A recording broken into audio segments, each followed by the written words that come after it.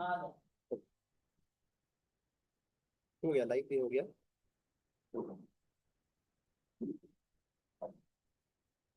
Sir online हम लोग मिले थे। अच्छा, कॉन्फ्रेंस जो राजेश हाँ सर ने हाँ अपने साथ हाँ, में किए करेक्ट थे। Correct, yes yes yes. चलो sir, pleasure meeting you once again. Same same. Sir आप आगे थोड़ा गंभीर मुद्रा में मुस्कुराइए। अरे वाह, अच्छा, कैमरा इस सर। हाँ, सर की तरफ।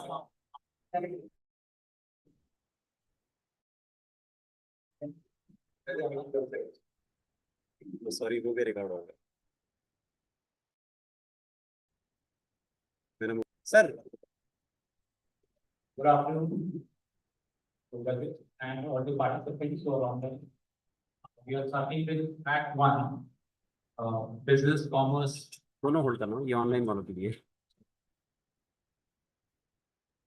Good afternoon to the judges and all the participants who are eagerly waiting online. We are starting with the session 1, track 1, where papers related to business, commerce, finance, entrepreneurship will be presented. We have our two esteemed judges already sitting, and who will be marking the papers which will be presented online.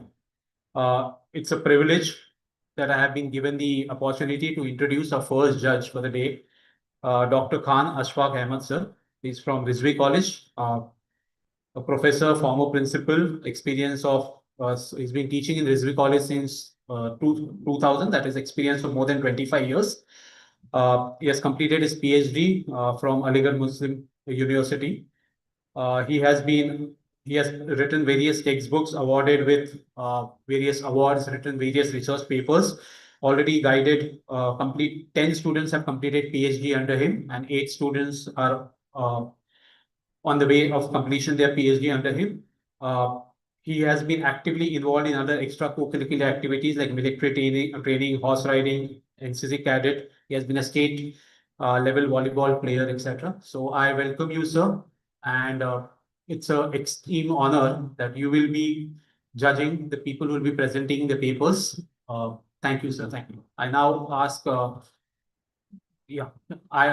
my colleague, Dr. Assistant Professor Kashish Malik, to introduce our second judge.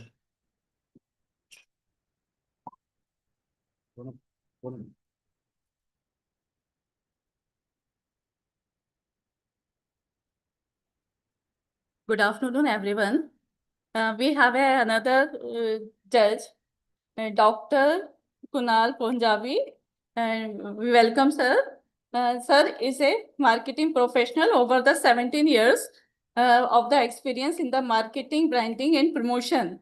And sir has past 12 years he is in academic, and he is taking the subject of business research, methodology, marketing research, and the management. Advertising and promotion. Sir is a author of the 13 publications and the Intercopus, Web of Science, and the ABDC journals.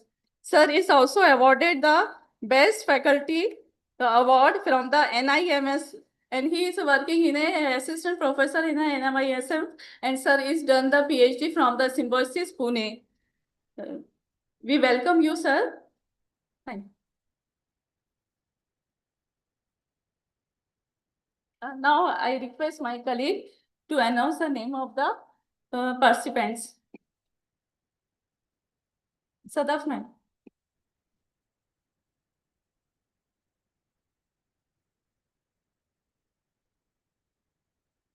Good afternoon, everyone. So the first presenter, name of the first presenter we have Samriddhi Hemant Tripura. Are you online? Yes, ma'am, I'm here. Yes. All right, all the best. Thank you. Okay. I'll just share the request for sharing my screen.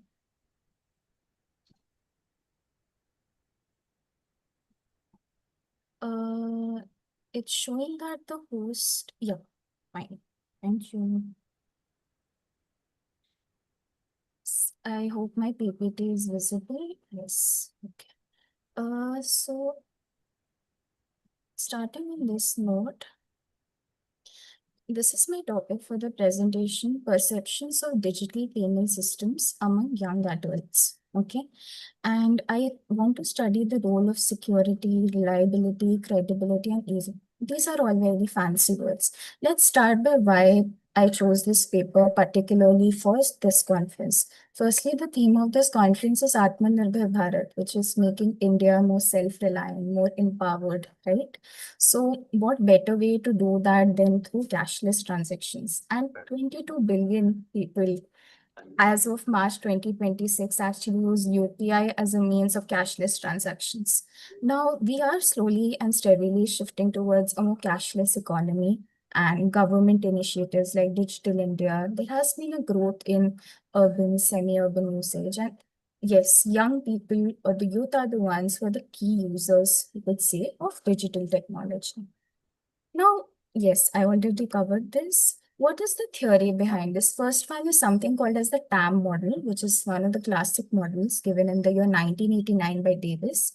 It speaks that, behind usefulness, behind some utility, there is some level of trust involved. If there is trust, there will be higher levels of adoption rate of any kind of digital payment systems, right? And also the fact that early users are young people, so they get an early mover advantage as well. That is probably the reason why people who are young also end up using more digital platforms or end up being on digital platforms more than people maybe who are in the generation after that. And yes, there is a trust-based narrative or perspective that is also involved because security does reduce the level of risk and it helps build more trust. So this is my review of literature. I'll just quickly go to the research gap. Firstly, yes, these all three variables have been studied maybe with each other, but they have not been studied together. Like security, reliability, institutional credibility, and trust is not something that has been studied together, especially as something that are a part of trust itself, right? And lack of combined analysis has been done. So this is the research gap. And also, even if it has been studied, but it has more been explored in the Western context, in the Indian context, keeping in mind the cultural differences, keeping in mind Atmanirbhar Bharat, keeping in mind the digital economy, shift towards cashless economy. I thought that this paper would be a good idea or a good theme, particularly for this conference as well. Now, these are some of the objectives. The main aim is to assess perception in terms of security, reliability, institutional credibility, and ease of use. It is also to analyze if there are any differences based on gender, age, education, qualification. These are my hypotheses, which are mentioned on this slide. So now I used a quantitative method to do this. My sample was 60 students and young professionals. It was done on a 5-point Likert scale. It was a self-constructed scale. As you can see, the reliability is 0.84 on Cronbach alpha.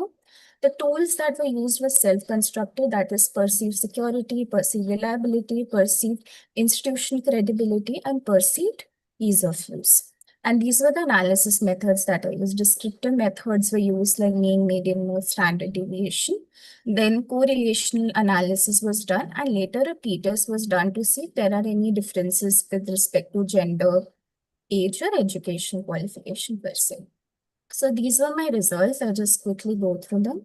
Moderate to high scores were found in all variables, but however, the highest score was found in reliability, followed by security, credibility, and ease of use. Data was found to be more or less normally distributed.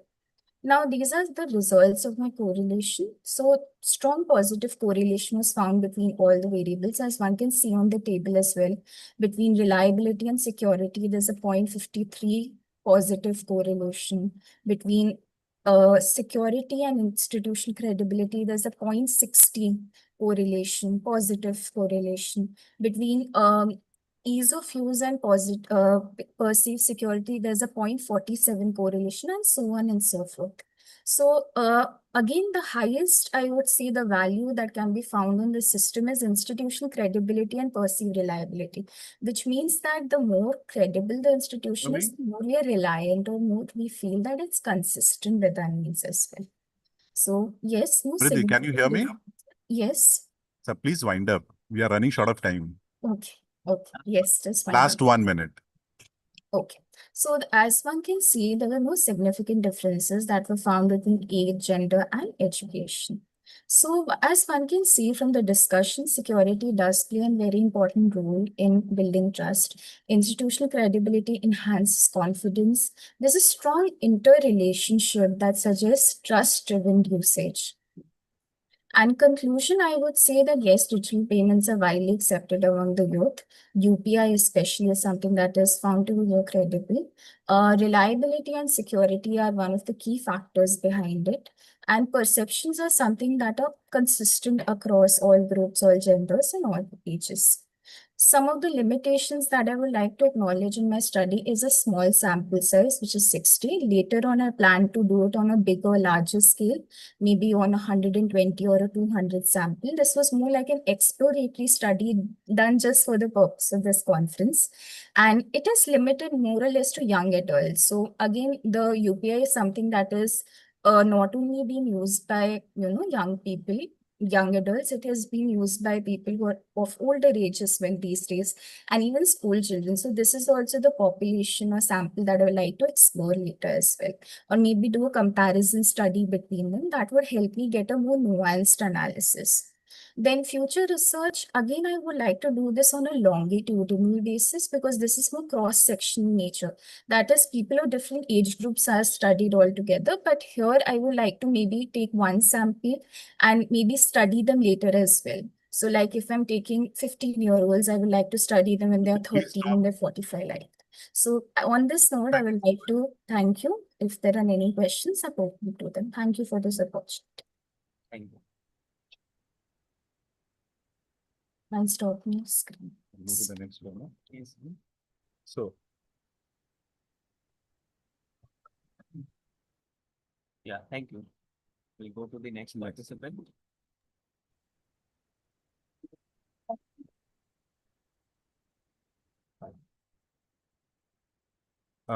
next participant, Madhuri is there? Yeah, should we start, sir? Yeah, you can continue, please. So,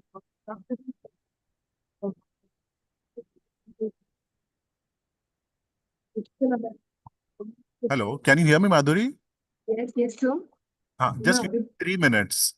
Yeah, yes, sir. Sure. And last minute, you can conclude. After 3 minutes, another 30 seconds to conclude. Okay. Yes. So, my topic is digital awareness among study of local markets and Mumbai's urban region. Basically, the study is to explore how women entrepreneurs are adapting to digital and the challenges of it. So, it has been seen from the study, women entrepreneurs but not digitally. So, while they use tools like UPI and WhatsApp, those are widely used. They have very low Madhuri, awareness please about. keep the mic closer to you. Okay, am I audible, sir? Your voice is coming, but it's breaking. Please keep it closer to you. Okay. Am I audible, sir, now? Yes, better now. Yeah. Okay. So basically, the women entrepreneurs are digitally active, but they are not digitally secure or strategic. So they use tools like UPI, WhatsApp, but they have very low awareness about digital bookkeeping and cyber security. So this creates a gap between using a technology for survival and using it for business. My research about this is that a study basically on women-led micro enterprises in Mumbai suburban market, especially in the Bandra to Borivali belt. The objective was to evaluate the digital literacy, technology integration, business resilience. So the research created used semi-structured interviews, field observations, and thematic analysis based on technology acceptance model. The brief profile of the entrepreneurs which I did is most of this respondents were aged from 25 to 35, indicating a young and active group. About 43% of them were graduates, showing good level of education. 67% were married, and most of them belong to nuclear family, which often influences the practical and convenience-based decisions. And importantly, 100% of them used digital services. So overall, the profile clearly highlights the strong potential for digital adoption. Next, looking at the role of seniors, are the socio-economic stabilizer, contributing to household income, drivers of local market. So they ensure the availability of affordable and build of relationships.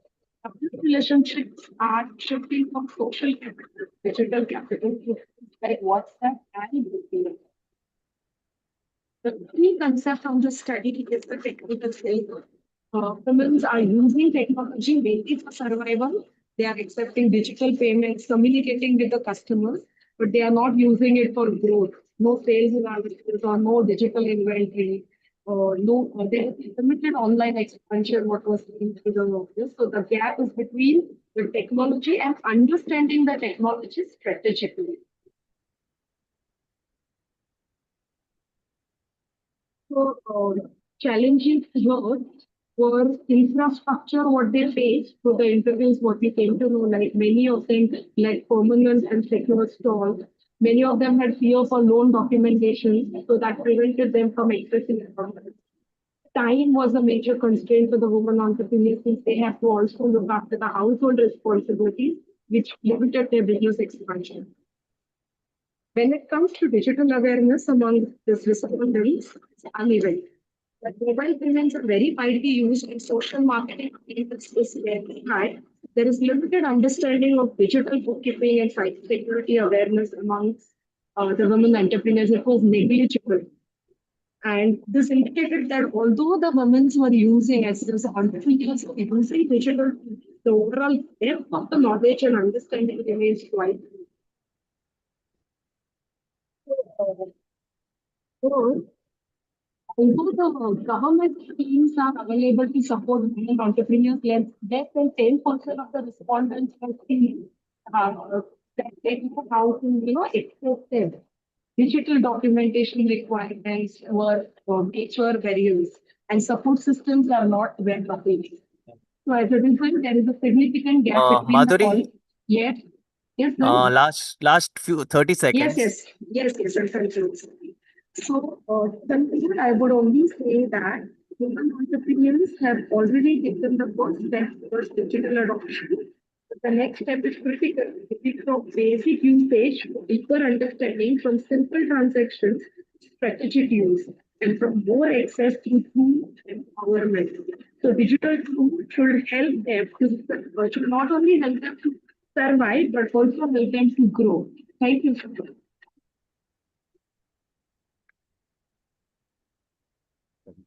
Yes, thank you. Yeah. Next, Savita. Savita Ashwini, are you there?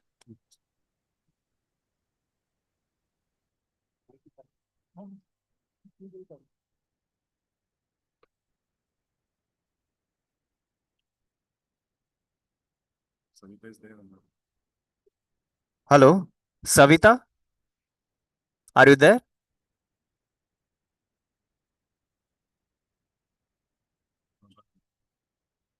Okay, then we'll move to next. Prabha Kishore. Yes, sir. Yes, please start. Yes.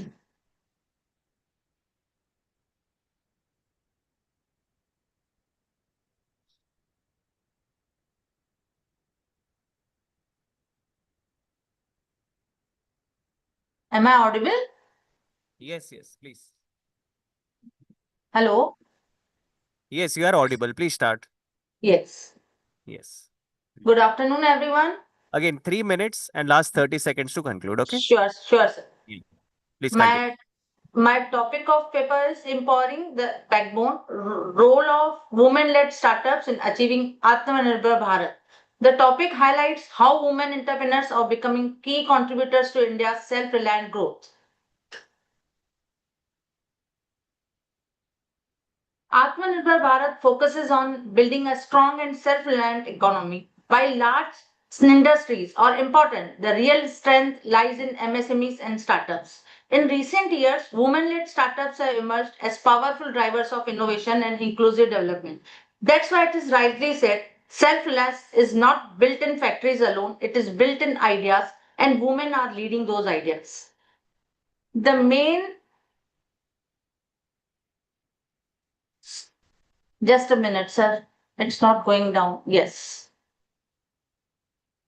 The main object of this study is to understand the role of women-led startups in achieving self-reliance. It also analyzes their economic and social impact and evaluates the effectiveness of government support and promoting women entrepreneurship. Empowering women entrepreneurs is not a choice, it is an economic necessity. Women entrepreneurship in India has evolved significantly. Earlier, women were engaged in Swadeshi and cottage industries. Today, they are leading startups and advanced sectors like fintech, biotechnology, and e-commerce. This shows a clear shift from traditional role to digital leadership. From spinning wheels to digital platforms, women are always driving self-reliance. There are many social multiplier effects. When the woman entrepreneur is a social multiplier effect, they tend to reinvest in large portion of their income into education, healthcare, and family welfare. This creates inclusive growth and contributes to long-term national development. Because when a woman earns, a family progress. When woman leads, a society advance. There are many case studies like Kiran Majmudar, Falguni Nair of Nika, Ghazal Alag. Many examples are there who show innovation and leadership go hand in hand. These are not just success stories, they are blueprints of India's future. The government has introduced also many initiatives to support women entrepreneurship, like Stand Up India, Mudra Yojana, or many more financial support. Platforms like Women Entrepreneurship Platforms and more. Drone Didi promote skill development and innovation. Their journey proves that Indian women are not just job seekers, they are job creators. Despite progress, women entrepreneurs face several challenges. These include limited access to funding, complex regulation, and social constraints. Balancing personal and professional responsibilities also remain a key issue. The challenge is not capability, the challenge is opportunity. The study finds that women-led startups play a crucial role in strengthening the MSME sector. They promote inclusive growth and contribute significantly to the Atmanirbhar Bharat vision. Their impact is not only economic but also social. Women-led startups are not a segment; they are strategic force in India's economy. Last but not the least, I conclude. In my conclusion, women are not just participants but leaders in India's growth story. To fully utilize their potential, there is need for better funding, simplified policies, and skill development. Women-led development is essential for achieving a truly self-reliant India. Last When 30 women seconds. prosper, the world prosper. The economic empowerment fuel growth, and their empowerment is the surest way to ensure the development of entire nation. Thank you.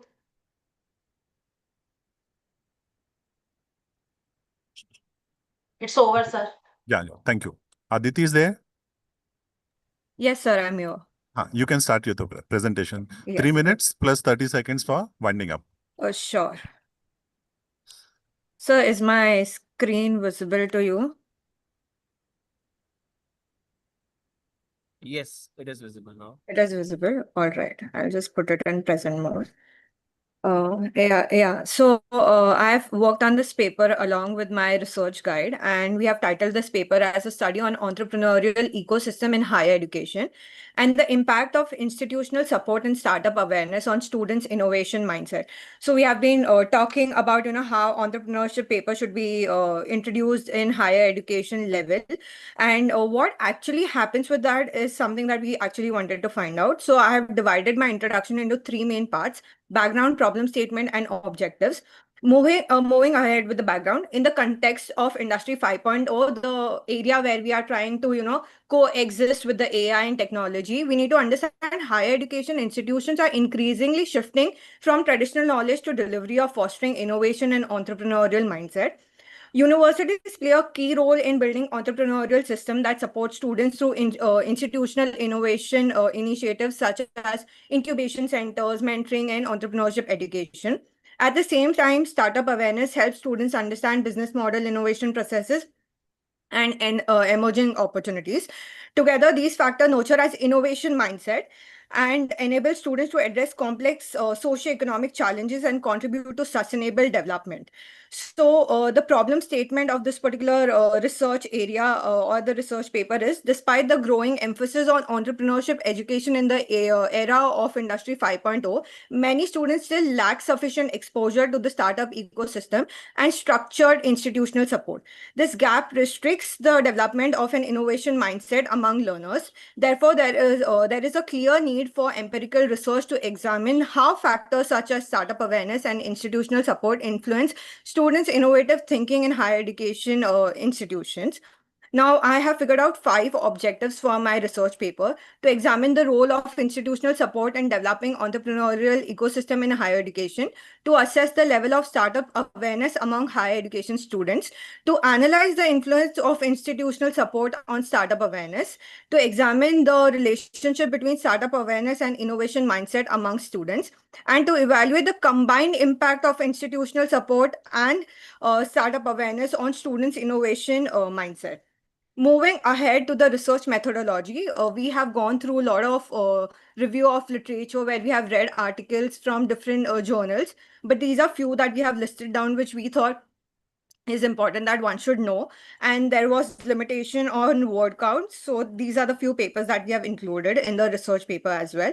Coming to research methodology, we have gone ahead with quantitative and descriptive research design.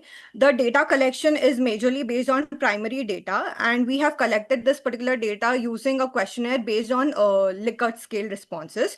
The sample size is of 233 higher education students in Mumbai, so we have reached out to students from multiple colleges across Mumbai to gather this particular data.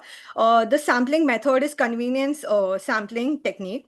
The data analysis has been done using SPSS, including reliability analysis, correlation analysis, and regression analysis. We have identified 3 variables of our research. Yes, last 30 seconds. Startup awareness being independent, institutional support being independent, and innovation mindset being dependent. Moving ahead to my data analysis, the reliability is 0.924, which is very good. Now, coming to the hypothesis, there were 4 hypotheses. I would just conclude by saying that institutional support has a positive and significant effect on students' startup awareness. Now, coming to the second one, there is a strong positive relationship that we saw between startup awareness and innovation mindset. And the next one is there is a modern positive relationship between institutional support and innovation mindset. Coming to the last one, both institutional support and startup awareness together significantly influence innovation mindset. And the recommendations that come up from this particular research is to introduce structured courses on startup innovation and business models, to develop incubation centers more at a large scale and innovation labs and mentoring system, organize workshops, startup events, and industry interaction, encourage idea generation and competition and interdisciplinary collaboration within the institution, and to build partnership with startups, investors, and industry experts to get the real life practical exposure. So for the future scope of the study, this can be extended to, multiple cities or national level sample, include additional variables like entrepreneurial intention, risk taking ability, and digital literacy, and apply advanced tools such as mediation analysis, conduct longitudinal studies to measure change over time, and compare finding across different institutions and academic discipline. And with that, I would like to thank you for your time and attention. Miss Sonam is there? Yes, Sonam sir. Pratik? Yes, Yeah, sir. you can start your presentation. Ma'am. 3 Yes, minutes, sir. plus 30 seconds for last presentation. Conclusion. Yes, sir.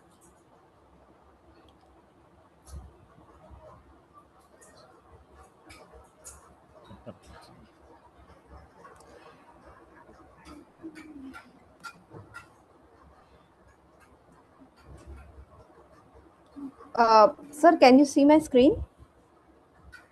Yes, it's visible. Yeah, good afternoon, respected panel members. Today I am presenting my research paper on impact of hybrid work on employees' income, expenditure, and savings pattern. This study is based on IT sector employees in Mumbai.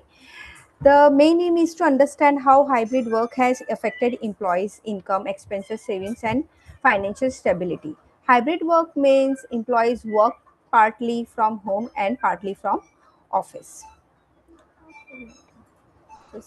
Yeah, after COVID-19 pandemic, many companies started following the hybrid work model. In this model, employees do not go to office every day. They work from home on some days and from office on other days.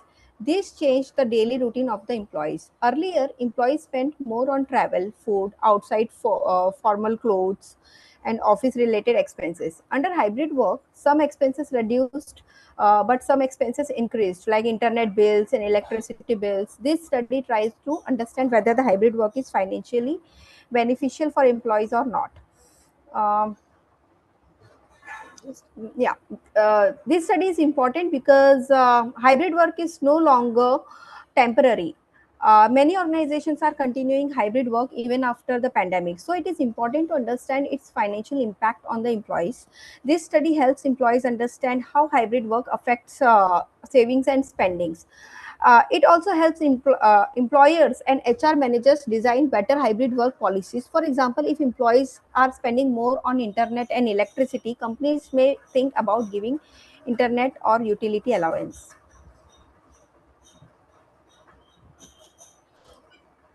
This study has two main objectives. The first objective is to understand whether the hybrid work has changed employees' income and expenses. The second objective is to understand whether hybrid work has improved savings and financial stability. Based on these objectives, two hypotheses were framed.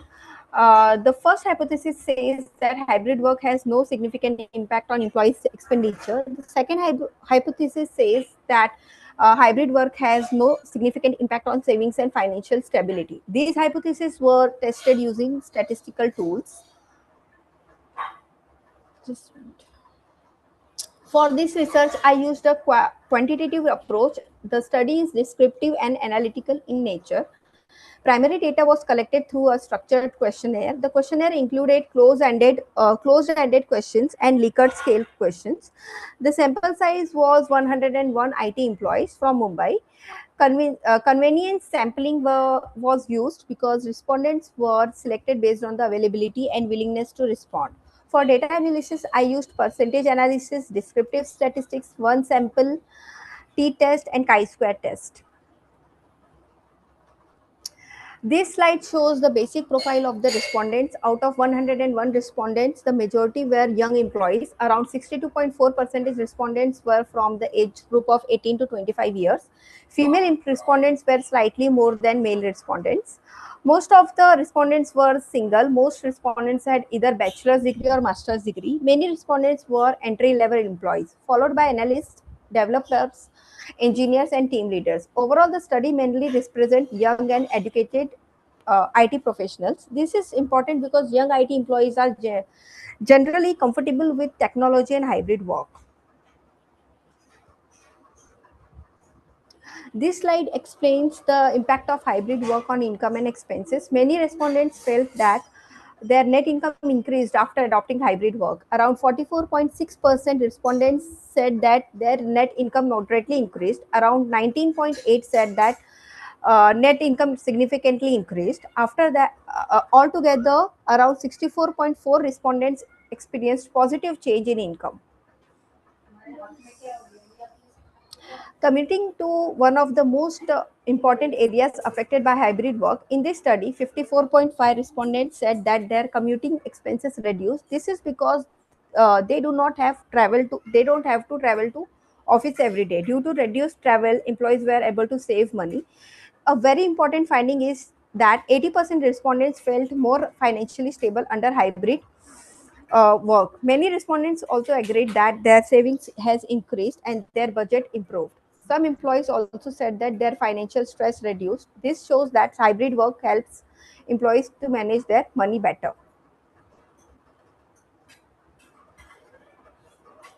To check whether the findings are statistically significant, hypothesis testing was done. For the first hypothesis, the p-value was less than 0.001, so that the first null hypothesis was rejected. This means hybrid work has a significant impact on income and expenditure pattern. For the second hypothesis also, the p-value was less than 0.001, so that the second null hypothesis was also rejected. This means that hybrid work has significant impact on savings and financial stability. The chi-square test also showed that commuting change and reduction in unnecessary expenses are significantly related, so that the statistically also the study proves that hybrid work affects employees' financial behavior.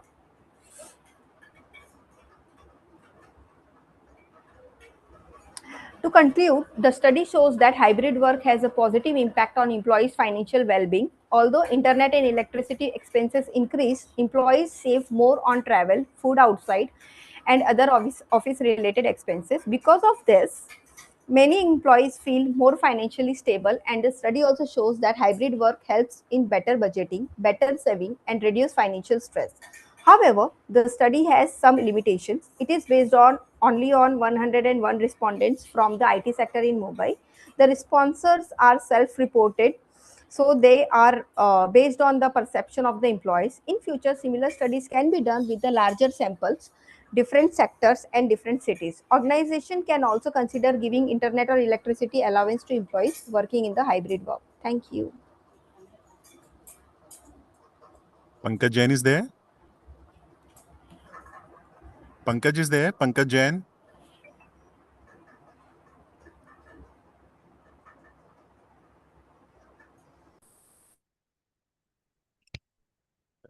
Rahul is there? Rahul? Yes, sir. Good afternoon. Rahul Avdesh Prasad, you can continue with your presentation. 3 minutes plus 30 seconds for last conclusion.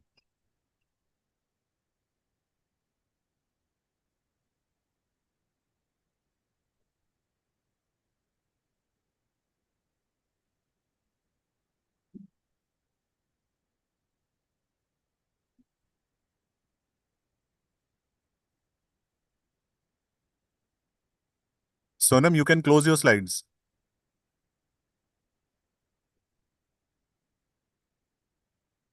Sonam, can you hear me? Please close your slide.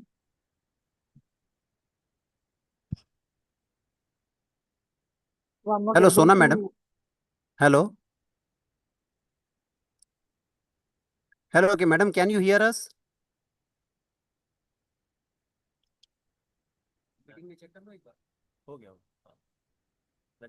Is it visible? Yes, Rahul, you can start.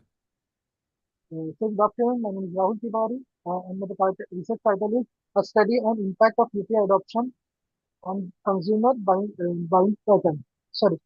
Uh, my study basically based on the UPI, when it's pattern, UPI and consumer buying behavior is changing after adoption of UPI. Basically, UPI adopted by Government of India in 2016, which is launched by NPCI.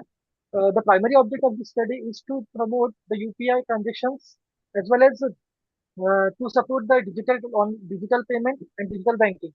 Okay. The following objectives of my study: to analyze the regularity of a digital transaction among the consumer after UPI, to monitor the shift in the payment method of a consumer after UPI introduction, to evaluate the buying behavior of the consumer based on the convenience and reward, to see the impact of the UPI adoption on the frequency of online and offline purchases.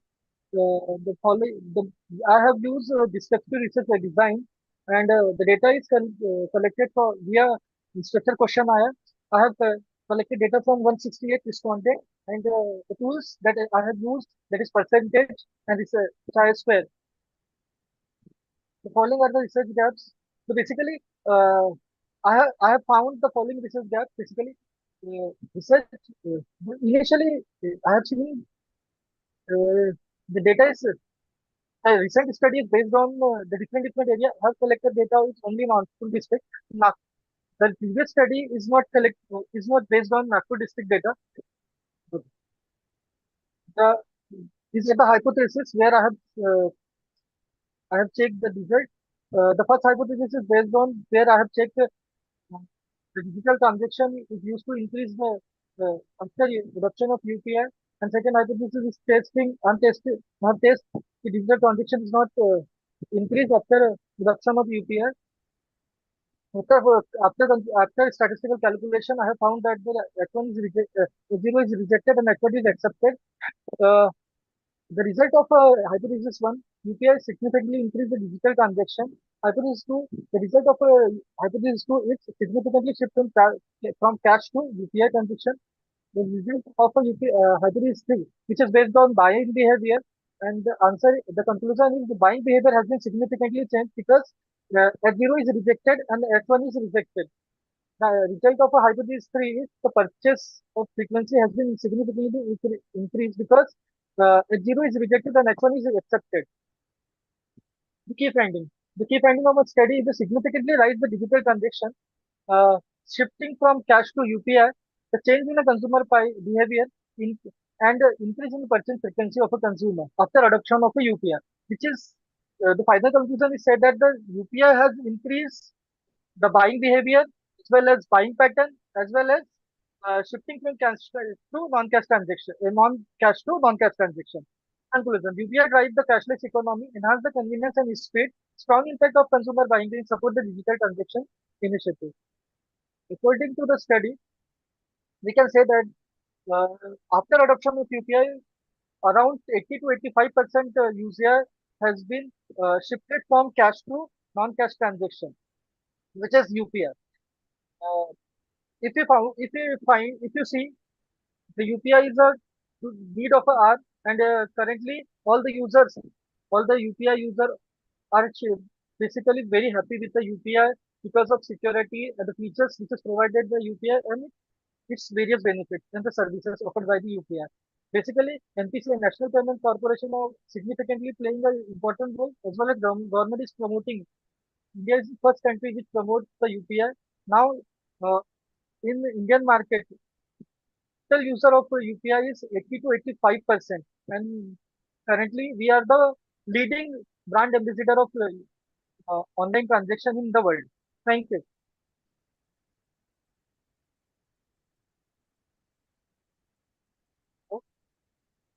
Okay. Thank you, Rahul. Do we have Sushma? Yes, sir. Yes, yes. You can please start. Okay. Rahul, you can stop sharing.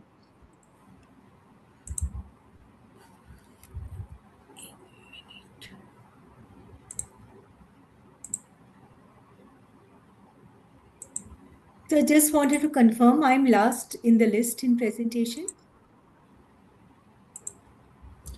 Good afternoon, everyone. Yes. Sir, I'm audible? Yes, yes. Please start. You have 3 minutes and 30 My seconds topic. for conclusion. Okay, sir. Okay, sir. My topic is a comparative analysis of AI tools in digital marketing and their role in shaping consumer intent. Artificial intelligence has significantly transformed digital marketing by enabling more personalized, efficient, and data-driven strategies. It includes tools such as chatbot recommendation system and automated content generator. It helps businesses to engage customer, deliver tailored experience, and streamline operations. AI also enhance understanding of consumer behavior, influencing purchase intent through relevant and personalized communication. However, the effectiveness of AI tools varies depending on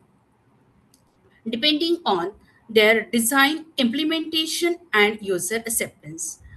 Now, here I've studied 8 different papers and I found the literature review as uh, AI personalization increases engagement to loyalty, predictive marketing improves conversion rate, AI impacts all stages of consumer decision making, trust and user perceptions are critical factors. When I was studied this research paper, I found following research gap. Now, here, limited focus on privacy, bias, and transparency. Most studies focus on personalization and recommendation system, but fewer studies examine how this factor influence long-term consumer trust and loyalty. There is insufficient research on relationship between AI-driven personalization and actual purchase behavior, as many studies focus only on purchase intent. Limited studies examine whether AI has different effect in various product categories such as fashion, lifestyle, technology, and essential good. There is a lack of research on consumer acceptance of AI in different culture and regional contexts. Related to this, my research objectives are understand and classify AI tools in digital marketing, comparing AI tool performance, analyze impact of purchase intention, study of consumer attitude, and evaluate marketing effectiveness, identify the challenges, make suggestions to marketer about how to choose and apply right AI tool to increase consumer purchasing intention. After this objective, my research hypotheses are there is no significant difference between different AI-based tools. Sushma, can I request you one thing? Yes, sir. Please come to the findings and conclusions Okay, sir. directly. Please come to finding and conclusion. Okay, sir. Now these are here I'm using the secondary data analysis. Now these are the findings, that is the personalization based on AI has a big effect on desire to buy. Tool for AI customer engagement make better choices. Predictive analytics has a good effect on how people act as a customer. Trust is very important for AI-based marketing. AI makes marketing more better. Privacy concern and ethical issues are still problems. Now I conclude that now these are my different charts and findings. Okay, I'm conclude that the study that AI technologies have transferred digital marketing by enabling personalized, efficient, and data-driven interaction that significantly influence consumer buying decision. Tools such as chatbots, recommendation system, and predictive analytics enhance customer engagement and improve marketing effectiveness. However, traditional marketing methods remain important for building emotional connection, brand loyalty, and human interaction. Therefore, the most effective strategy is hybrid approach, integrating both AI-driven and traditional marketing technique. However, overall, AI has become an essential component of modern digital marketing and organization that effectively adopt and integrate these technology will gain a competitive advantage, strengthen customer relationship, and improve overall business performance. Thank you. Thank you, sir. Prachi is there? Yes. Prachi, Ahuja, Yes, very good afternoon. Am I audible? you're there? Yes, I'm there. Am I audible, sir? Yeah. You have got 3 minutes. Please wind up in 3 minutes. Sure. है ना? Focus on your objectives and hypothesis and the last, the conclusions. Okay, sure, sir.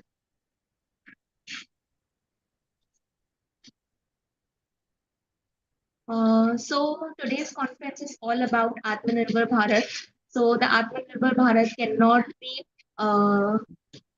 done without the women's contribution.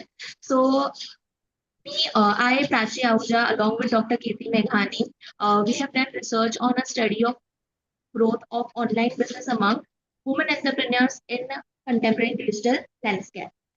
So the introduction to the topic is online business has emerged as a powerful tool for the women entrepreneurs. Traditionally, women used to face a lot of barriers such as financial problems, limited mobility, social expectations, etc. But these barriers are now reduced because of this digital landscape.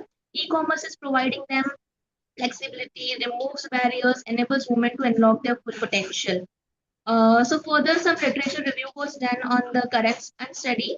The research gap is found. The existing studies have mainly focused on the digital entrepreneurship among women, but there were lack of studies among the for specific challenges that they face on the digital space. Also, the strategies they use to overcome these challenges and the effectiveness of these strategies were the research gap. On the basis of research gap, we have formulated two main objectives. The first was to analyze the challenges encountered by women entrepreneurs while they use digital platforms for business establishment and growth. And the another one was to explore and evaluate the strategies which they employ to leverage the advantage of digital markets while overcoming these challenges. The two hypotheses were formulated. The very first one was no significant difference in the challenges faced by women entrepreneurs in the digital landscape. And the another one was there is no significant association between the approaches adopted by women to navigate the digital landscape and their level of success in addressing obstacles. The methodology used for this research was called mixed method, where qualitative data and the quantitative methods were adapted. For the qualitative ones, open-ended questions were added in the Google form questionnaire, where the insights from women were taken about the challenges and the strategies. Along with that, the quantitative methods were adapted. 50 entrepreneurs were targeted to collect the data. A non-probability method of sampling was selected to collect the data.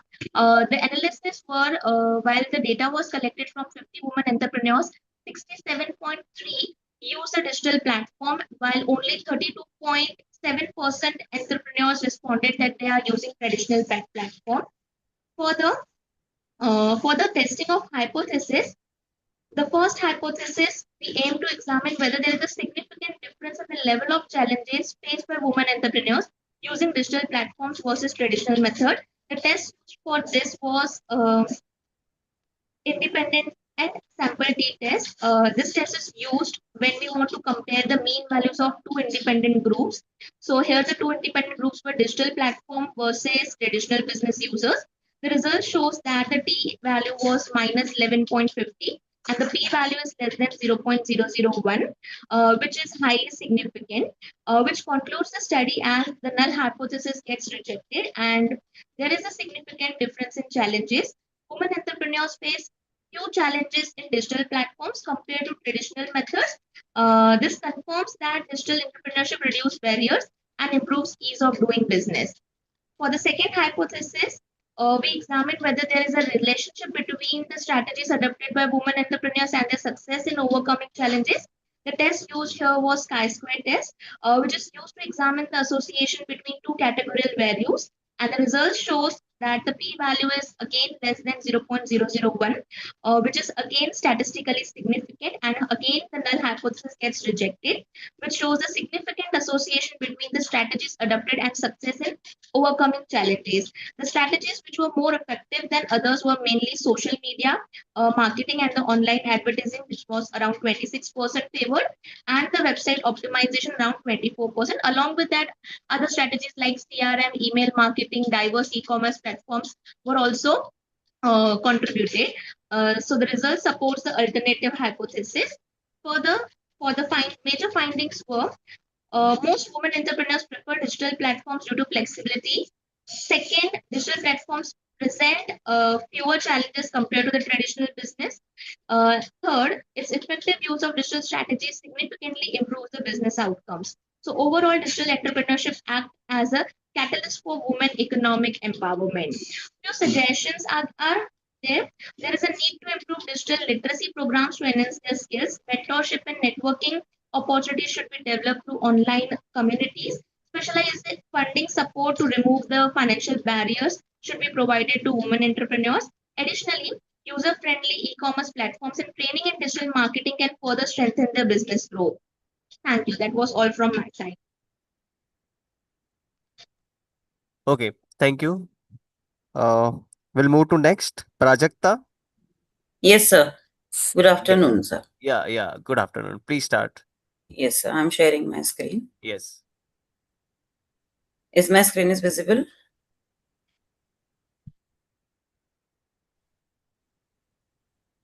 I'm audible. Am I audible, sir? Yes, you are audible, but screen is not visible. Exactly. Sir, I don't know whether my name is there in the list or not, but I've been told to present in track 1, so I thought I'll just keep you intimated. Mona Mehta is my name. Yeah, Yes, okay, sir. okay. We'll let you know. Yeah, yes. Thank Yes, you, sir. Professor Prajakta, you can start. Yes, sir. Good afternoon, everyone. I'm Prajakta Deshpande, and my research topic is impact of CSR initiatives on triple bottom line. The triple bottom line means people, profit, and planet. And my case study is based on Nestle India only. The Nestle India is the company which is FMCG, that is fast moving consumer goods company, which is having its turnover from 110 years. and its products are Maggie, Nestle, KitKat, and all. The study of different CSR activities. I want to do the study of CSR activities or initiatives, we can say that, and its impact on the TBL, that is triple bottom line. And my focus of the study is from 2020 to 26. In introduction, I have said that I have to study the Nestle and its programs, or say CSR activities from last 6 years. So the programs are based on mainly focused on community development for people, water conservation, waste management for planet, and for carbon reduction targets, renewable energy usages, for long-term cost reduction, and these are the impacted on profit of the company. So people, planet, and profit are main ingredients of my study. So there is need, why it is needed, because Companies Act 2013 is given mandatory that each and every company which is having some turnover should make it CSR activities, and it is mentioned under section 135 of the Companies Act. The study provides real world insights which will be useful for the policymakers and stakeholders of the other companies. And I have to do this study for highlighting the shortcomings of CSR implementation within this company, that is Nestle. Study contributes to sustainable development goals, that is SDGs. I have done this study, and the study will serve as a benchmark for other companies aiming to the CSR practices. These are some review of literatures that I have done. I have done the review of some case studies and some CSR initiatives with Britannia, and I have analyzed some Indian companies. So basically, this Nestle is an Indian company. So my study is limited to India only. It evaluates the impact of CSR activities on TBL objectives of the study. So my objectives are to evaluate the impact of CSR on TBL, that is triple bottom line, to analyze the compliance of Nestle India with CSR provisions under the Companies Act 2013. Then to identify relationship between CSR initiatives and sustainable development goal, that is SDGs, to assess effectiveness of CSR programs in achieving desired goals, and to identify gaps, if there are gaps in implementation of the CSR activities. So that I have to find it out. Yes, sir. Excuse me. This Excuse me, CSR. Prajakta, can you hear me? Yes, sir. Can you directly jump to the your findings? Can you jump to your findings? What are Okay, your okay. findings of the study? Yes, sir. This is data collection from 20 to 26. I have taken from CSR books, and these are my findings. That is data interpretation. In 2021, it is the time Key of find. after COVID. So there are some activities related to food donations, health support, and basic nutrition programs. And in 2021, 22 emphasizes on recovery through hygiene awareness. 22, 23, there were environmental sustainability programs, or plastic reduction and Please climate. come to your findings. This is the tabular representation of my CSR Please come to activities your from findings. 20 to 26. These are the charts that I have prepared. CSR focus will be on people of 40%, planet is of 30%, and profit is of 30%. And these are impacted areas, that is nutrition and health and all. And these are the impact factors that I have mentioned here. So key insights of my study are, after COVID, there were some strategies which have to be implemented by the Nestle India. And in 2026, Nestle India continues to CSR focuses on the nutritional awareness, water sanitation, rural empowerment, and all. So key 2026 activities emphasizes on creating safe sanitization, particularly for girls, students, and it is having the project Hildary also. It is running project. So my findings of SDGs are zero hunger of SDG 2, good health and well-being of SDG 3, clean water and sanitation of SDG 6, and responsible consumption and production of SDG 12, and climate action of SDG 10. So Nestle India has structured CSR framework for focusing on the nutrition, water, sanitation, rural development, and environment. And these CSR funds are generally utilized effectively by the company. So the company maintains transparency and accountability through the regular disclosures in annual CSR reports and its annual reports also, ensuring compliance with regulatory requirements. So in my conclusion, I want to conclude that Nestle India is doing CSR activities from 2009, but it has been recommended for the companies by the company in 2013. But overall, company has achieved significant outcomes, but there is some scope in improvement, which will be overcome by the company afterwards. So Nestle India CSR efforts are effective and can serve as a benchmark for the other companies also, and aiming to enhance the environmental and economic performance. Yes, So thank you, Professor Prajakta. thank Yeah, you so much, sir. yes, yes. Can we move to Miss Khyati Lakhani? It's not filling. Okay. Okay. Dr. Vishnu Bhandare. Hello, sir. I am Ashutosh Do we Saxena. have Dr. Vishnu? Hello, sir. I'm Ashutosh Saxena. I'm presenting paper with Dr. Vishnu Bhandari. Can I start? Yeah. Yes, please Yeah, start. just 2 seconds, sir. Yes, sir. I hope my screen is visible. Yeah. So my topic is critical study of substituting coal-based power energy resources in Maharashtra with the windmill energy sources. So what I wish to emphasize here by saying that we are basically focusing with the windmill energy sources. The idea is that it is necessary that we have to shift to windmill energy, especially with the present energy crisis which we are facing in all over India.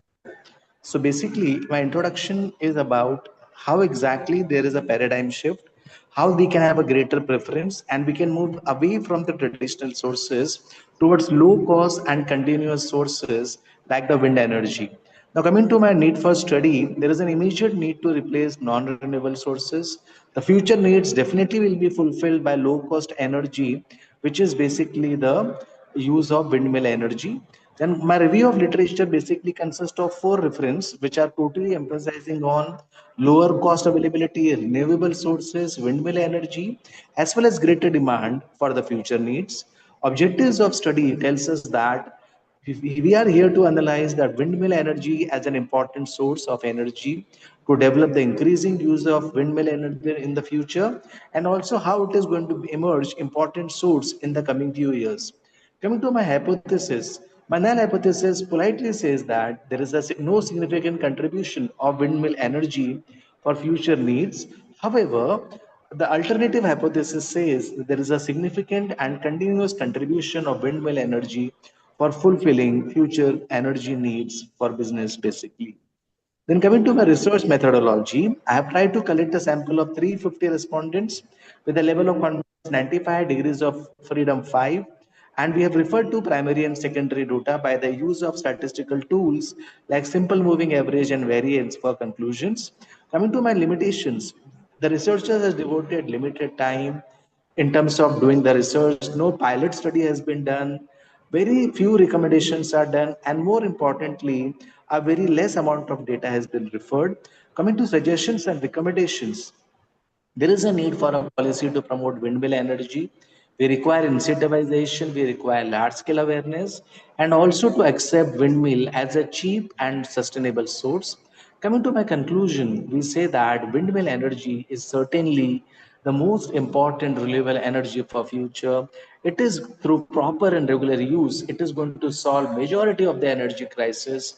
The businesses like Suzlon, which are highly based on wind energy, shall generate and shall emerge as growth drivers of economy in the future.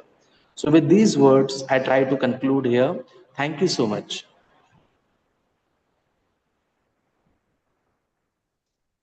Okay, thank you. Then, do we have Sachin? Yes, sir. Yes, yes. Please Good start. afternoon, sir. Yeah, good afternoon. Yes, yes.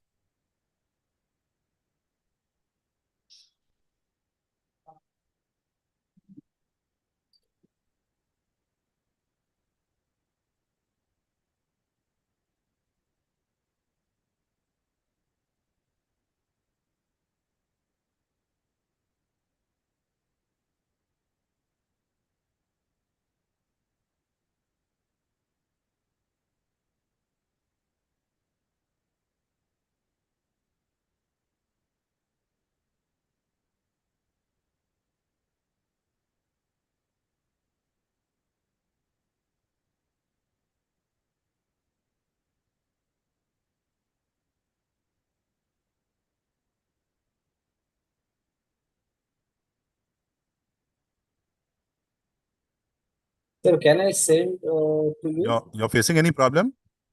Yes, technical issue. It cannot be able to share. So can I send my file to your screen, sir, on WhatsApp? I will make you host for some time. Sachin Bansode sir, na? Sir. Sir, I am making you the host. Now you can Okay. share it. Just one request, sir. In case if any participant is joining, please admit him.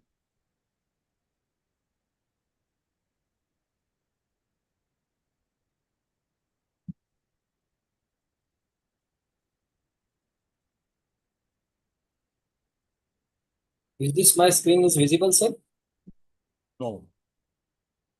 Hello? No, sir, not yet.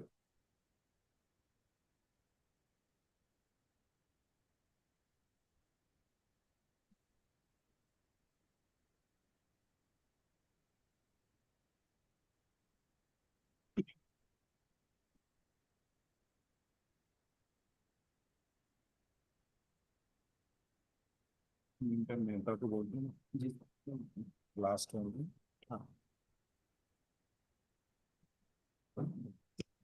Mona Mehta is there? Yes, sir, I'm there. Asa, you can try meantime. Yes, yes. Sir, can I send my file to you, sir? Asa, after Mona Mehta, you can try.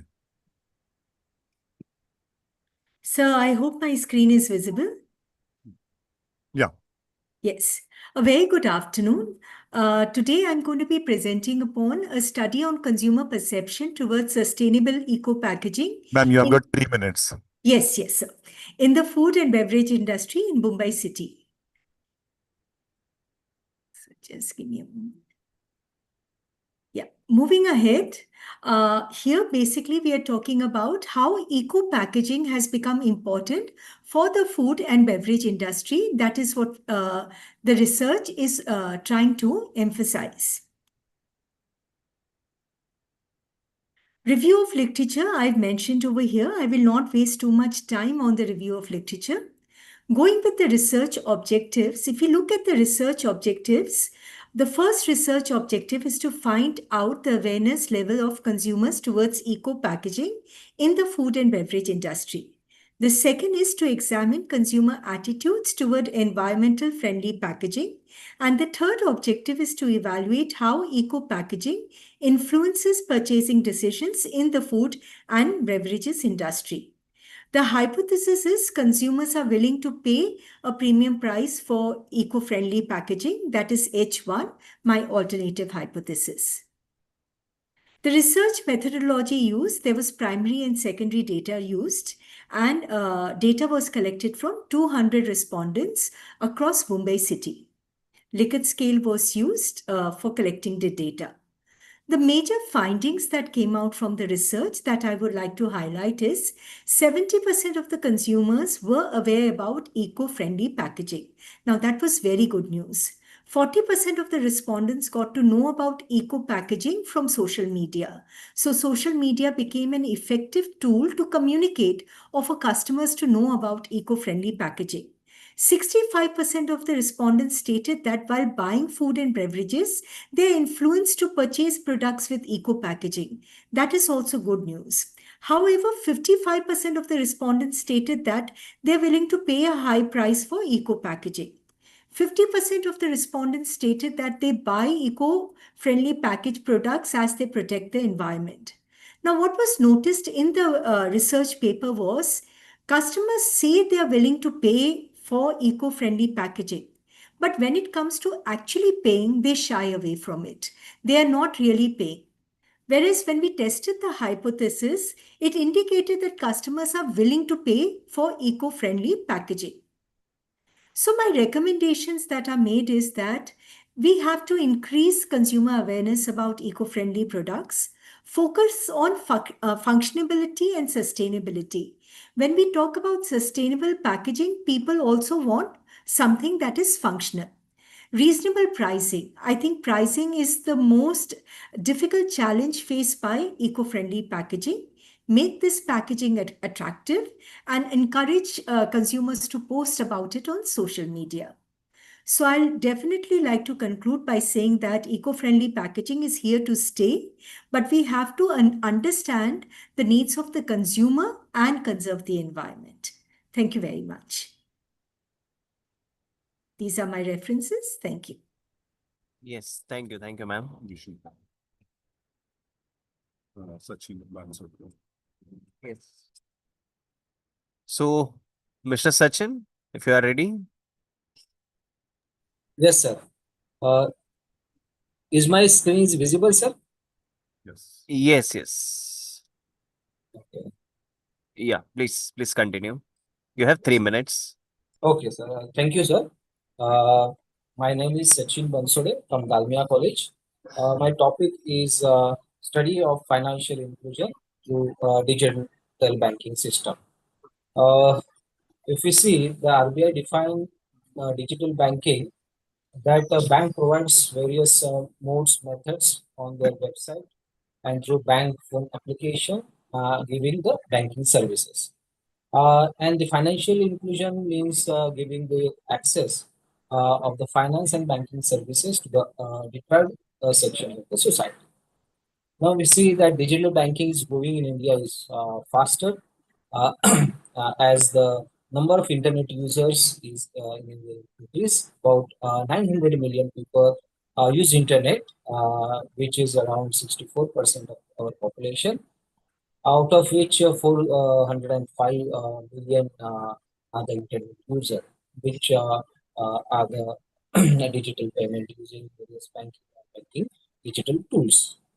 Now, the growth drivers of digital banking, we see the government policy initiative like Pradhan Mantri Jan Dhan Yojana, technological development like 4G, 5G, internet increases, then the fintech innovation like various mobile money networks and agent bankings are there, and improved in the digital identity and KYC through bank application like digital awareness and literacy through the digital transaction security, financial inclusion, uh, the digital payment of the tax and payment of the electricity bill, toll, etc. And it has its economic and demographic factors like low uh, cost transactions. Now, the objective of this study is to assess the status of the digital banking in India, analyze the factor influencing digital payment adoption, and examine the role of digital banking in enhancing financial inclusion. These are the few of the research. Now, the research methodology, descriptive research design is used for describing the current status of banking, digital banking, and financial inclusion, and the exploratory research design help in accessing the impact of. So please move to hypothesis, objectives, and your final findings. Yes. Now, if we this first, my analysis is about the number of internet users. We see that 2019, it was 41% of the population was using, that is 574 million, which reached to 64%, that is 900 million population 2020. Then we see the digital banking services users. We see that the digital banking users in 2020 it was 100 million, it rose to 370 in 2024. If we see the UPI transaction, it was 2020, in 2020, 22.33, it reached to 110 in 4. Well, in case of banking, mobile banking, it was 329 billion in 2020, and it reached to 1300 in 2024. While about the digital wallet users, in 2020, it was 150 million, it reached to 300, double. And the internet banking users in 2020, it was 80 million, it reached to double, more than double, in 190 users in 2024. Can we move to the final findings? Because we have less time. Yeah. Yes, sir. Thank you. So the conclusion is that the banking and financial service ecosystem rapidly transform into the government policy, financial inclusivity, digitization, and the consumer changing preferences, and various multiple tools of financial inclusion like bank account, microfinance, digital mobile wallet, debit, credit card, etc. are used. And the group drivers of digital banking and financial are various government initiatives, technological development, fintech innovation, etc. And the India has 900 million internet users in 2025, digital banking users 330 million, and internet banking users 190 million, digital wallet users 300 million, and financial inclusion is increased to 43.4%, 17 to 64.2%. Digital banking services have certain challenges like the cybersecurity risk, digital literacy, uh, digital divide, poor internet connection, data privacy, technical faults, system downtime, high cost of technology, lack of trust, etc. So the digital banking and financial services are expanding and at an unprecedented rate, and significant improvement addressing the challenges is necessary to higher the access of digital bank and enormous future growth potential has for the digital banking system. Yes, thank you, sir. Thank you, sir. Yeah. Thank you. Thank you all.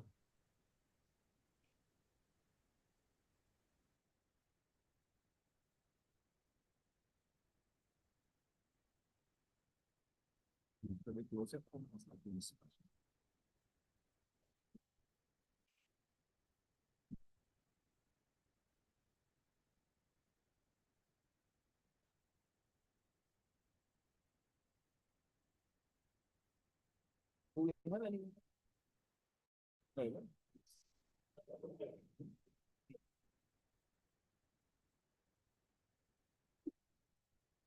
Will be informed.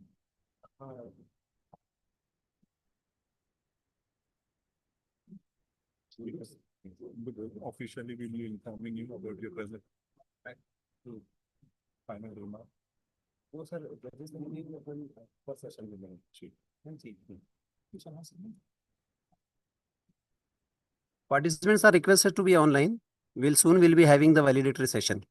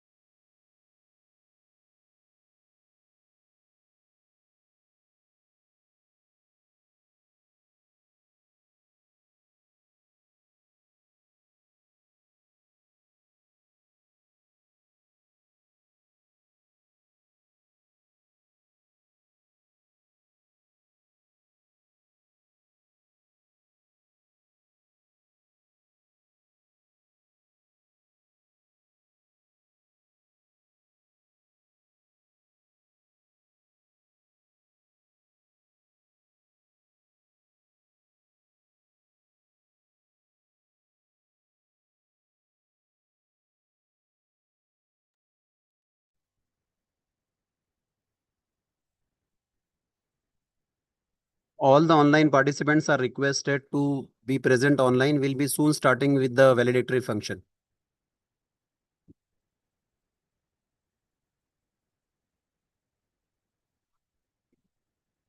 All online participants are requested to stay present. We are soon starting with the validatory function.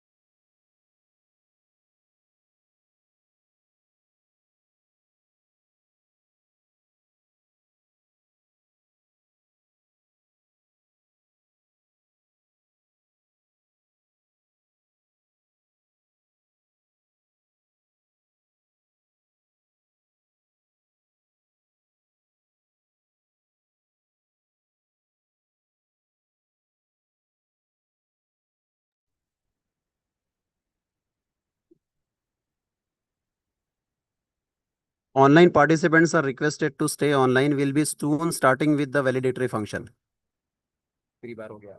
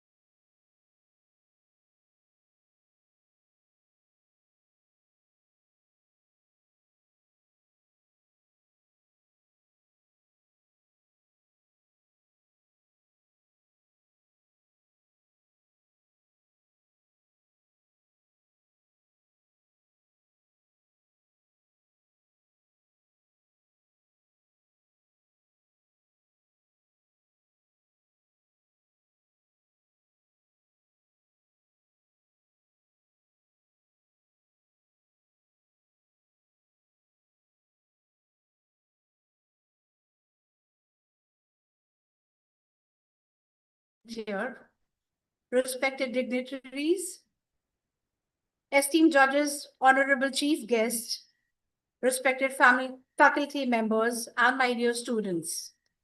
It gives me immense pleasure to welcome you all to the validatory function of today's one-day national conference. Today marks the successful culmination of this wonderful event celebrating talent, dedication, and excellence. I would like to take this opportunity to call upon the stage and invite the dignitaries on the dais. For that, I call upon both the principals of both the colleges to please come on stage. I invite our chief guest to please come on stage, all the judges, vice principal, our assistant director, Dr. Hanif Lakrawala, sir, to please come on stage. Please grace the dais. Respected judges, please take their seat on the dais.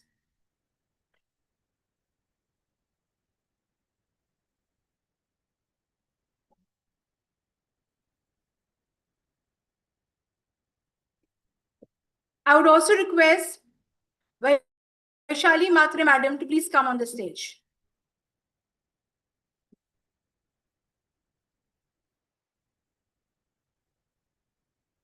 I would request everyone to please give a huge round of applause to all the dignitaries on the dais.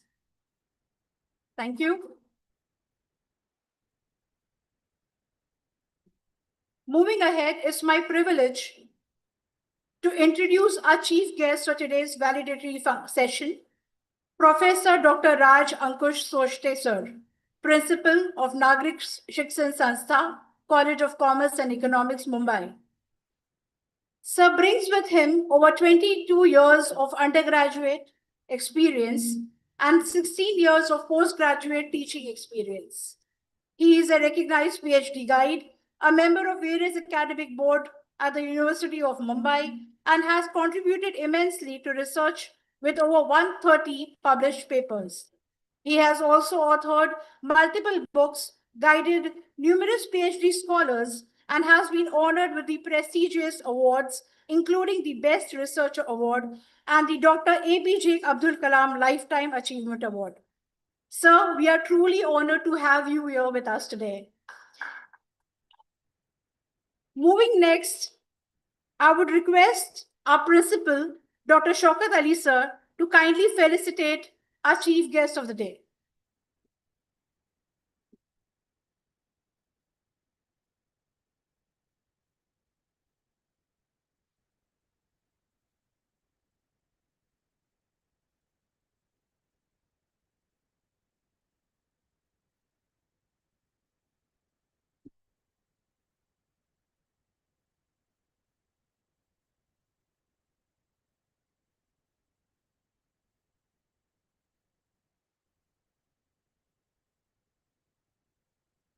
Ladies and gentlemen, please give them a huge round of applause. Thank you. As we move ahead with the program, I now invite my colleague, Dr. Smita Salunke, Madam, to please continue with the further proceedings. Over to you, ma'am. Thank you.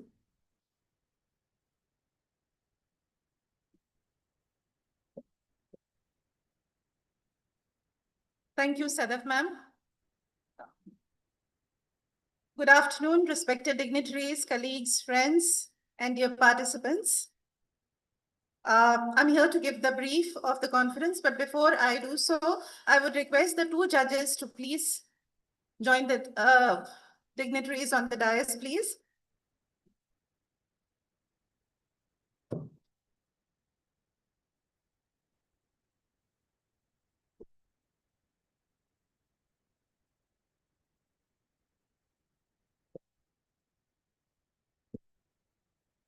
Thank you very much, sir. Well, to give you a brief of the conference, let me tell you all, today morning we began with this one-day multidisciplinary national conference on Atmanirbhar Bharat, cultivating resilience through startups and sustainable development. This conference was jointly organized by Bairamji Jijibhai College of Commerce and Akbar Pibai College of Commerce and Economics, both located in Mumbai. The conference began with the general welcome address by Dr. Nilesh of Bairamji Jijibhai College. This was followed by speeches of the chief guest and the guest of honor, Dr. Keyur Nayak and Dr. Kuldeep Sharma, respectively. Dr. Keyur Nayak expressed the importance of the 4 Fs for success. The 4 Fs included family, friends, foreign connections, and failure. Dr. Kuldeep Sharma's mantra was that startups should start early, invest wisely, and retire peacefully. Dr. Kavita Sharma, the keynote speaker, was kind enough to join us online from Delhi, and she spoke about unlocking India's growth trajectory towards Atmanirbhar Bharat. Mr. Hussain Kalsekar, the expert from industry, cited several examples and enlightened the audience with his sound knowledge about business development. The speeches of the dignitaries was followed by a panel discussion. All the esteemed panelists engaged the audience with their fresh perspective about how artificial intelligence can reshape employability in the current scheme of Atmanirbhar Bharat. This session was very well received and applauded by the audience. It was very effectively moderated by Dr. Basukinath Jha. The panelists voiced their opinions about how necessary it is for the academia to update and upgrade itself vis-a-vis adoption of artificial intelligence. After the panel discussion, the technical sessions began, and now we have come to the end with all the technical sessions ending, and these saw a participation of almost 70 presenters from different parts of the country, including West Bengal, Bihar, Jharkhand, Orissa, Kerala, Maharashtra, Manipur, etc. Overall, a successful one-day conference, thanks to the joint efforts of all the stakeholders. Now, moving ahead, may I please request the chief guest of the valedictory function, Dr. Rajsoshri sir, to kindly address the gathering. Over to you, sir.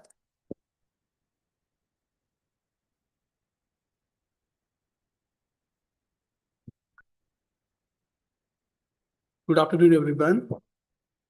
Respected dignitary on the dais, distinguished guest, Principal Professor Dr. Shaukat Ali sir, the Principal of AP College, Principal of BGPC College, Dr. Nilesh sir, all the esteemed organizer of today's conference, the member of academia, industry leaders, innovators, and my dear participant friends.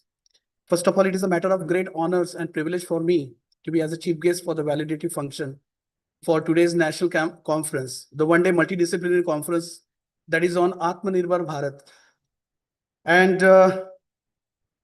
cultivating resilience through the startups and sustainable development. This is really very unique topic you are seeing and very interesting area choose by the organizing committee. This is really very sincere appreciation to all the organizing committee.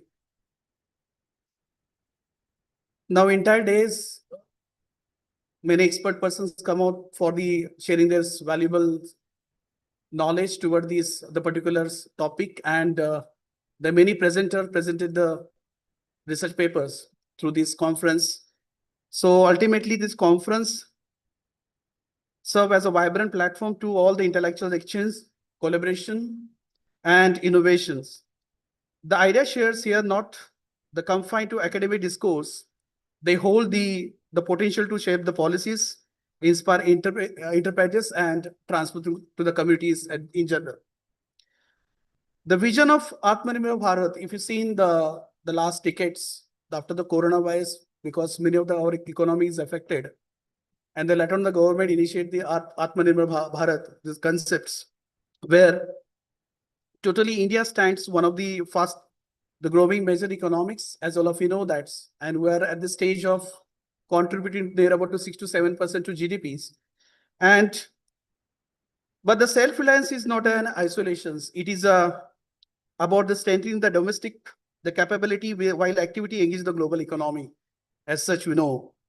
And India is now the third largest startup ecosystem globally, with over 1 lakh recognized startups and more than 100 unicorns startup value at over $1 billion and generating the maximum employment as such in our country. And there are many sectors really, we can say is high-tech, fintechs, edtechs, agritechs, and many of the other sectors. They are really witnessing the remarkable innovations driven by the young entrepreneurs. So this is there. Self-reliance Atmanirbhar Bharat is concepts was started to bring the countries to out of the damage caused by the coronavirus. The crisis happened due to the corona diseases.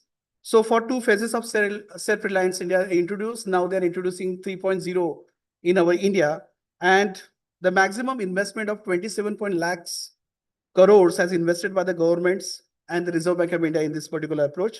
And this is contributed to about 13% of the overall GDP. The first and second wave of the coronavirus, as all of you know, that badly affected our Indian economy and other sectors.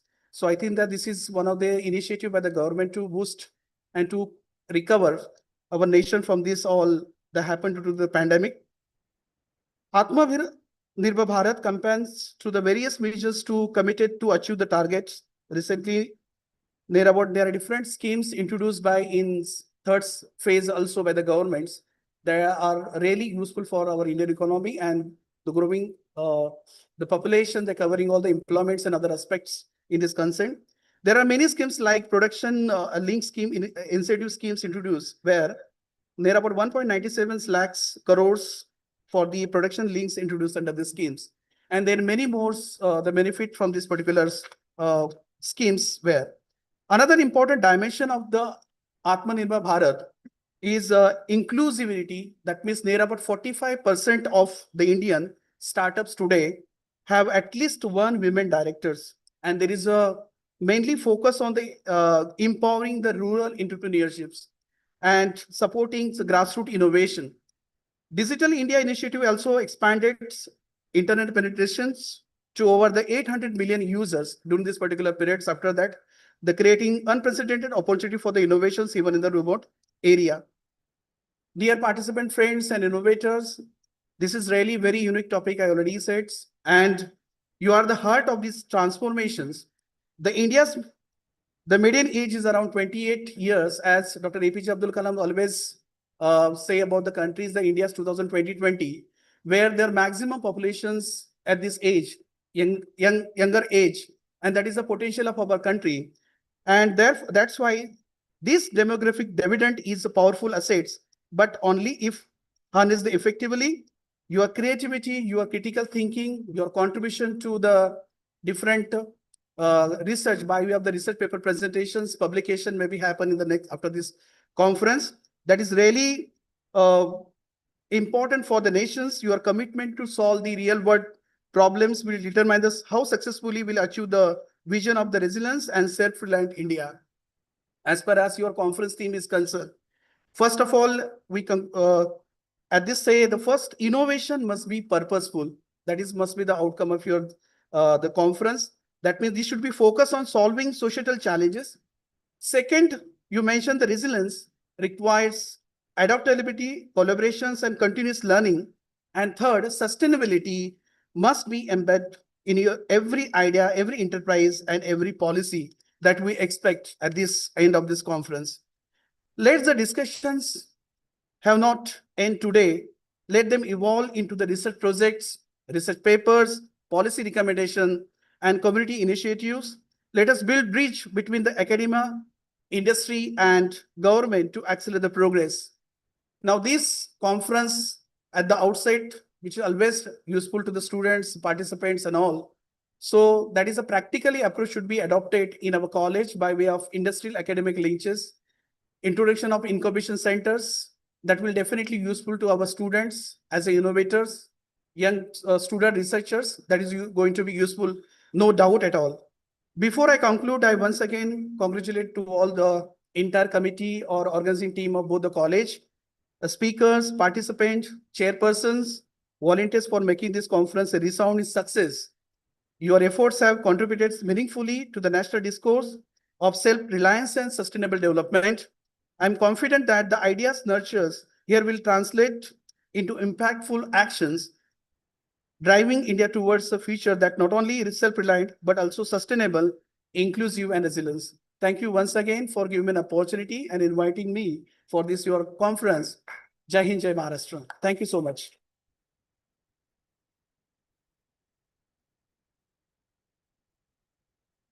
Thank you very much, Dr. Rasushte, sir, for shedding light on the scenario and statistics related to the startups under Atmanirbhar Bharat.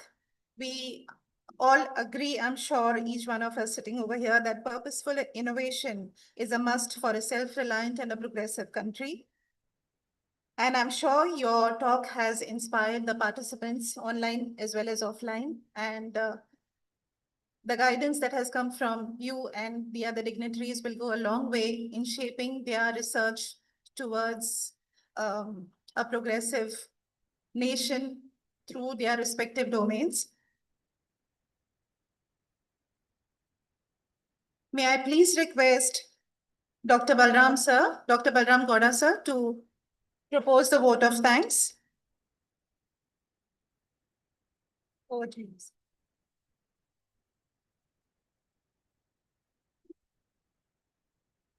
Thank you, ma'am.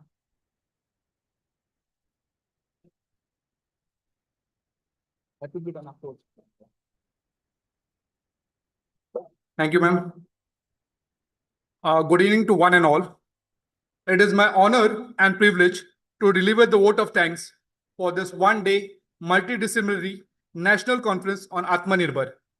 At the outset, I extend my sincere gratitude to the management and trustees of Bairamji Jijubai College of Commerce and Akbar Pirbhai College of Commerce for their unwavering support and encouragement in making this conference a grand success. I would like to express my heartfelt thanks to the in-charge principal of Bairamji Jijubai College of Commerce, Mr. Nilesh Konasky, and principal of Akbar Pirbhai College, Professor Shaukat Ali sir, for their constant guidance and inspiring leadership.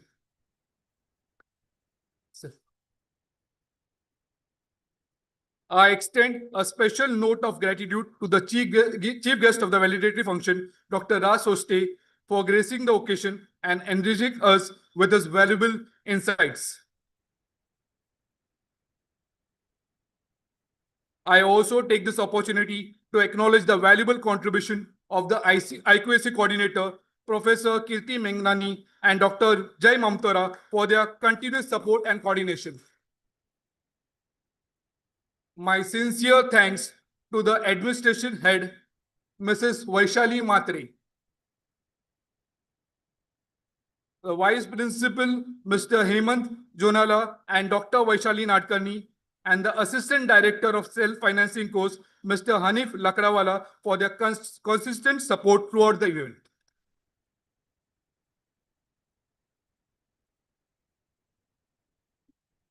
I would like to place on record my appreciation for the efforts of the conference secretary, Dr. Rajesh Boite sir. And I also acknowledge my own contribution, Dr. Balram Gowda, in organizing the conference. I also sincerely thank all the judges for their time, expertise, and fair evaluation during the sessions. My heartfelt appreciation goes to all the teaching, non-teaching staff of both the institution for their dedications and their teamwork. Now, अब तो तालियां बजती रहनी चाहिए. A special word of thanks to our organizing, especially Dr. Smita Salunke, technical team, Dr. Atesham Sheikh, Mr. Altaf Chogle, Mr. Yunus Gangat, Mr. Sadiq, Mr. Shahid for their tireless efforts behind the scenes. Without them, it couldn't have been possible. So a big thank you to all this team. I also thank DWOC for their sponsorship. I would also extend my sincere thanks to Mr. Kevin and his canteen team for the excellent hospitality and for providing breakfast, lunch, and high tea arrangements. Level up your writing instantly with Quillbot. Throughout the day. Finally, I extend my gratitude to all participants, presenters, and attendees whose enthusiastic involvement made this conference truly meaningful and enriching. With this, I end the vote of thanks. We'll all stand up for the national anthem, please.